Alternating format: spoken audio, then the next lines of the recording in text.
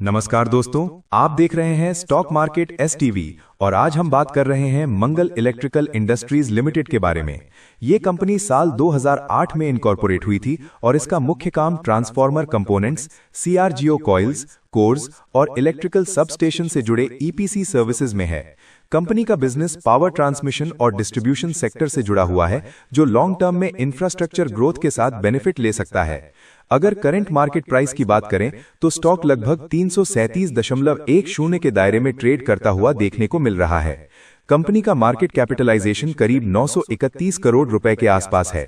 52 week high लगभग 573.70 रुपए के पास रहा है, जबकि 52 वीक लो करीब 335.10 रुपए के आसपास देखा गया है। यानी स्टॉक अभी अपने हाई से काफी नीचे ट्रेड कर रहा है।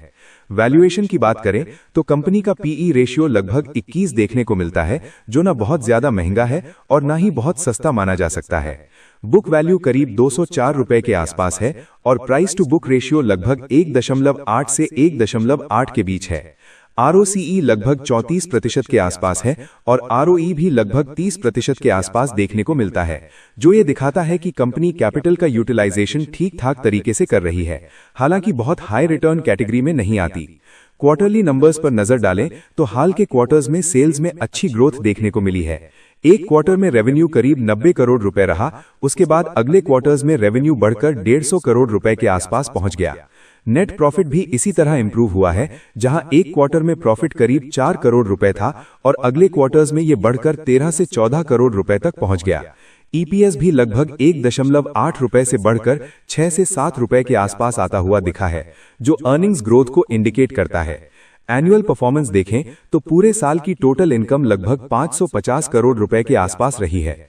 प्रॉफिट आफ्टर टैक्स करीब 45 से 47 करोड़ रुपए के आसपास रहा है, जिसमें ईयर ऑन ईयर बेसिस पर स्ट्रॉन्ग ग्रोथ देखने को मिली है। नेट वर्थ करीब 160 करोड़ रुपए के आसपास है। प्रॉफिट मार्जिन्स में इंप्रूवमेंट जरूर है, लेकिन कैश फ्लो फ्रॉम ऑपरेशंस अभी भी प्रेशर में दिखाई देता है, जिस पर लॉन्ग टर्म इन्वेस्टर्स को ध्यान देना चाहिए। बैलेंस शीट की बात करें तो कंपनी की एसेट साइड में ग्रोथ दिखाई देती है। करंट एसेट्स और फिक्स्ड एसेट्स दोनों में इंक्रीज हुआ है। Long term debt controlled level पर है और बहुत ज्यादा हैवी लेवरेज नहीं दिखता, जो पॉजिटिव माना जा सकता है। हालांकि वर्किंग कैपिटल इंटेंसिव बिजनेस होने की वजह से कैश फ्लो मैनेजमेंट एक चैलेंज रहता है। शेयर होल्डिंग पैटर्न देखें तो प्रमोटर्स की होल्डिंग करीब 75% के आसपास है, जो काफी स्ट्रांग मानी जाती है। इंस्टीट्यूशंस की होल्डिंग करीब 6 से 7% के आसपास है और बाकी पब्लिक शेयर होल्डिंग है। हाई प्रमोटर होल्डिंग ये संकेत देती है कि प्रमोटर्स का कंपनी पर कॉन्फिडेंस है, लेकिन इंस्टीट्यूशनल पार्टिसिपेशन अभी सीमित है। अब टेक्निकल चार्ट्स की बात करें तो डेली टाइम फ्रेम पर स्टॉक फिलहाल प्रेशर में नजर आता है। प्राइस अपने शॉर्ट टर्म मूविंग एवरेजेस जैसे 20 डे और 50 डे मूविंग एवरेज के नीचे ट्रेड कर रहा है, जो शॉर्ट टर्म वीकनेस को शो करता है। आरएसआई लगभग 30 से 35 के बीच है, यानी स्टॉक ओवरसोल्ड जोन के करीब है, लेकिन अभी क्लियर रिवर्सल सिग्नल नहीं मिला है। मोमेंटम इंडिकेटर्स फिलहाल बेरिश टू न्यूट्रल सिग्नल दे रहे हैं। डेली चार्ट पर सपोर्ट की बात करें तो पहला स्ट्रॉन्ग सपोर्ट 333 रुपए के आसपास है। अगर ये लेवल डिसाइसिवली टूटता है तो डाउन साइड में 320 रुपए तक की पॉसिबिलिटी बन सकती है। रेजिस्टेंस की बात करें तो 350 रुपए एक इमीडिएट रेजिस्टेंस है और उसके ऊपर 360 रुपए का लेवल बहुत इंपॉर्टेंट है। 360 के ऊपर स्ट्रॉन्ग क्लोजिंग आने पर शॉर्ट टर्म रिकवरी देखने को मिल सकती है। वीकली टाइम फ्रेम पर देखें तो ओवरऑल ट्रेंड थोड़ा वीक दिखाई देता है। स्टॉक अभी लॉन्ग टर्म एवरेजेस के नीचे कंसोलिडेट करता हुआ दिख रहा है, जिससे यह पता चलता है कि लॉन्ग टर्म ट्रेंड में अभी पूरी तरह स्ट्रेंथ नहीं आई है। हायर हाइज और हायर लोज का स्ट्रक्चर अभी कंफर्म नहीं हुआ है। फिबोनाची रिट्रेसमेंट के आधार पर देखा जाए तो मेजर रेजिस्टेंस जोन 38.2% और 50% रिट्रेसमेंट के आसपास आता है, जो लगभग 350 से 370 रुपए के जोन में बैठता है। सपोर्ट जोन 61.8% रिट्रेसमेंट के आसपास 330 रुपए के नियर है, जो करंट प्राइस के काफी क्लोज है।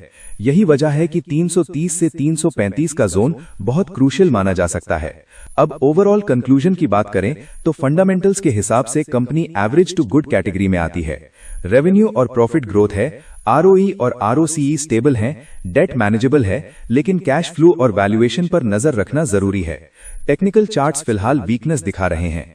जो लोग इस स्टॉक में पहले से इन्वेस्टेड हैं, उनके लिए 330 रुपए का लेवल बहुत इंपॉर्टेंट है। जब तक स्टॉक इस लेवल के ऊपर होल्ड करता है तब तक होल्ड किया जा सकता है, लेकिन अगर डिसाइसिवली नीचे जाता है तो रिस्क मैनेजमेंट जरूरी है। जो नए इन्वेस्टर्स या ट्रेडर्स एंट्री लेना चाहते हैं उनके लिए बेहतर होगा कि 360 रुपए के ऊपर स्ट्रॉन्ग ब्रेकआउट का इंतजार करें या फिर 330 के पास कंफर्मेशन के साथ एंट्री देखें।